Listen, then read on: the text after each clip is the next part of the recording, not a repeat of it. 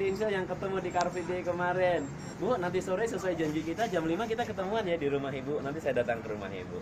Saya datang sama manajer saya, Bu. Boleh ya, Bu? Udah. Kita nelpon nggak usah sungkan karena kita udah punya janji. Ya, kalau selama ini Anda mau janjian sama teman, mau sama apa, mesti kucing-kucingan, betul nggak? Aku main ke rumah ya, dia mesti curiga duluan. Kalau ini enggak, kita datang udah tahu kok kita mau ngomongin Prudential.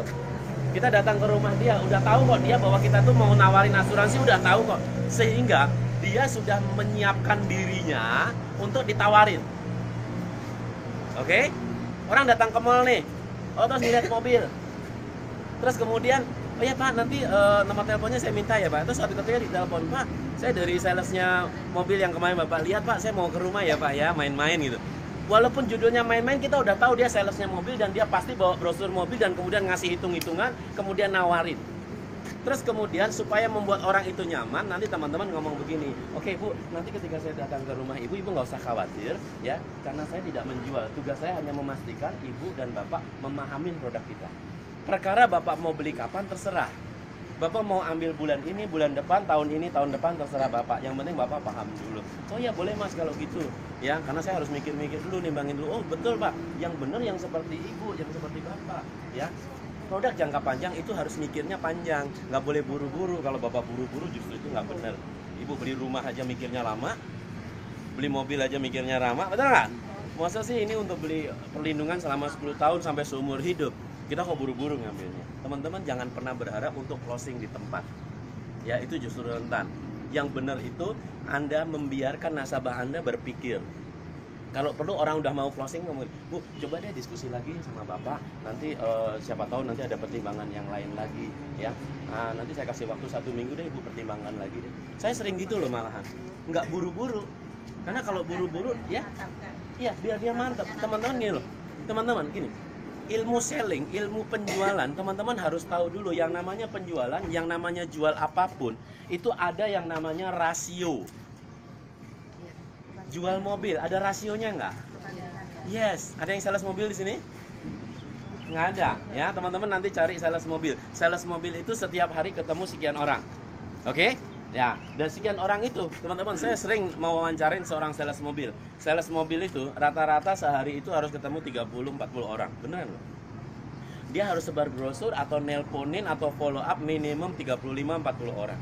Saya punya datanya. Dan sebulan, kadang mereka cuma closing 1 atau 2. Bayangin kalau sehari 30 aja. Sebulan berapa? Sehari 30, sebulan berapa? 900. Hah? 900 ya. 900 orang dia temuin. Oke, dia targetnya itu sebulan itu 1000 tuh enggak.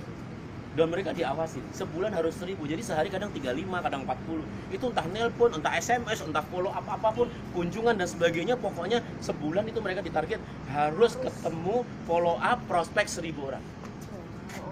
Itu aja. Closing kadang cuma 1-2. Maaf, tapi kalau sampai kita dikuncikan pintu besok-besok lagi udah bisa ketemu gimana? Baru mau, oh ibu ini nggak ada, besok lagi, oh ibu ini. Siapa yang didatengin, Bu?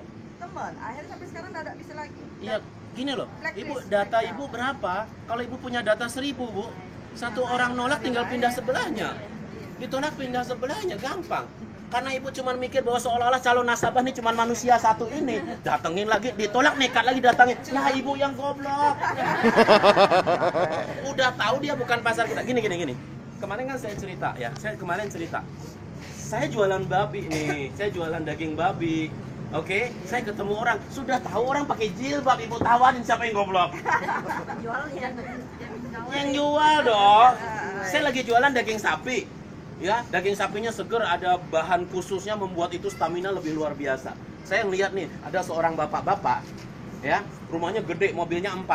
Pasar saya nggak? Pasar. Pasti laku nggak? Agamanya Hindu. Ya nggak mau. Ketika saya jualan daging sapi, ya, saya fact finding dulu siapa yang mau jadi pasar saya. Cek dulu, halo Pak, apa kabar? Ya, tanya dulu, Bapak, agamanya apa sih Pak? Saya udah lihat nih rumahnya gede gitu kan. Terus kemudian mobilnya banyak gitu. Terus kemudian saya harus tahu dulu memastikan gitu kan. Pak, kalau hari raya Bapak kemana sih Pak? Gitu aja. Ke Bali lah gitu. Oh, agama Hindu ya Pak ya gitu. Kan gitu. Cuman gitu doang, udah selesai data. Oh, Hindu nggak usah dilanjutin. Ketika Anda sudah tahu pasar Anda salah, nggak usah dipaksa. Teman-teman, sini muslim ya? Ada yang muslim ya?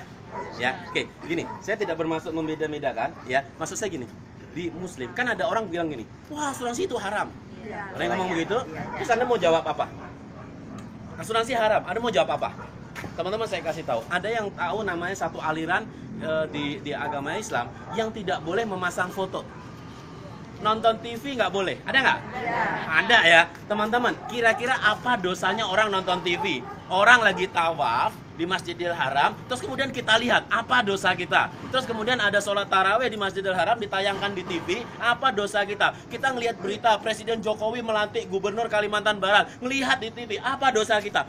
Bagi mereka haram loh itu. Jangankan kita berbicara tentang asuransi. Jangankan kita berbicara tentang sesuatu yang terlalu banyak memang hal-hal di dalamnya.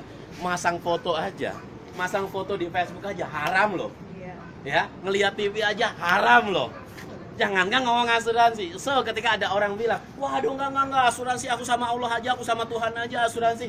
Aduh, teman-teman, nggak usah pusing. Ingat, manusia bukan satu-satunya dia. Masih ada manusia sebelahnya, manusia sebelahnya, manusia sebelahnya, masih banyak manusia yang lain. Setuju nggak?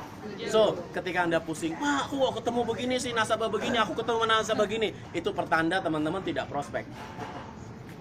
Kalau masih Anda membesar-besarkan nasabah yang ngomong begitu, berarti Anda ketahuan nggak prospek. Kalau Anda prospek, teman-teman, setiap hari saya ketemu minimum 10 orang baru. Setiap hari. Oke, level saya loh. Level saya. Setiap hari saya ketemu 10 orang baru. Tiap hari. Dan saya tidak pernah ingat siapa yang nolak saya. Kenapa? Selamat pagi Bu, saya Didik dari Prudential. Wah enggak. Oh iya Bu, terima kasih, sukses selalu. Selamat pagi Pak, saya Didik dari Prudential. Wah enggak, asuransi negatif, asuransi. Selamat pagi Bu. Udah pindah aja. Siapa yang nolak tadi? Bu? Nggak ngerti. Tapi kalau Ibu prospek nih, ponakan, prospek adik, prospek saudara, teman kantor, terus kemudian, Bu, aku ke rumah ya, gitu kan. Mau ngapain? Enggak Bu, aku mau cerita-cerita. Kamu nawain asuransi ya? Enggak. Alah, jangan bohong. Paling nawain asuransi. Kalau nawain asuransi ya, Jeng, please deh, nggak usah. Saya nggak suka asuransi itu nipu, tutup, jepret, sakit hati nggak? Temen sekantor.